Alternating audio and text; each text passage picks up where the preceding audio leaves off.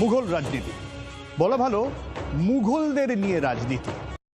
বাংলায় হুমায়ুনের বাবরি মসজিদের শিলান্যাস ঘিরে নতুন করে এই শব্দ বন্ধের চর্চা। হাই বন্ধুরা, আজকে একটা নতুন ভিডিও বানাচ্ছি। এই ভিডিওটা বানাচ্ছি কারোর ভালো লাগার জন্য নয়, কিছু কথা বলছি সেগুলোকে মাথায় রাখার জন্য। আমরা সবাই জানি ওয়েস্ট বেঙ্গলে বাবরি মসজিদের কাজ শুরু হয়ে গেছে, কিন্তু এটা মাথায় রাখতে হবে, এটা একটা মসজিদ হচ্ছে না, বাবরের রাজ শুরু হতে চলেছে। বাবর যেমন ভারতবর্ষ আক্রমণ করে রাজত্বের নামে হিন্দুদেরকে ধ্বংসের কাজ শুরু করেছিল, হিন্দু নিধনের কাজ শুরু করেছিল, হিন্দুদেরকে ধর্মান্তরকরণ শুরু করেছিল, সেটা কয়েকটা গুণ এগিয়ে গেল।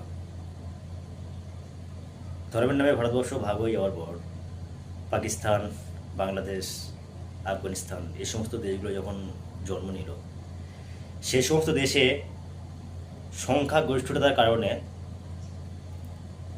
মুসলিম কান্ট্রি তারা তৈরি করে নিল।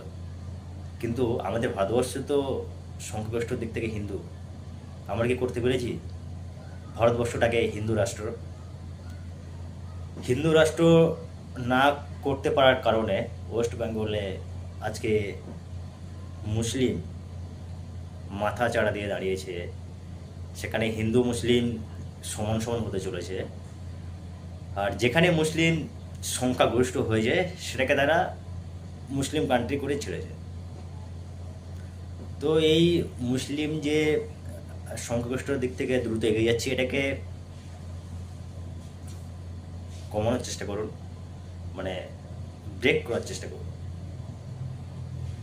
আর ভারতটাকে মুসলিম কান্ট্রি হতে দেবেন না, হিন্দু কান্ট্রির জন্য সাপোর্ট করুন।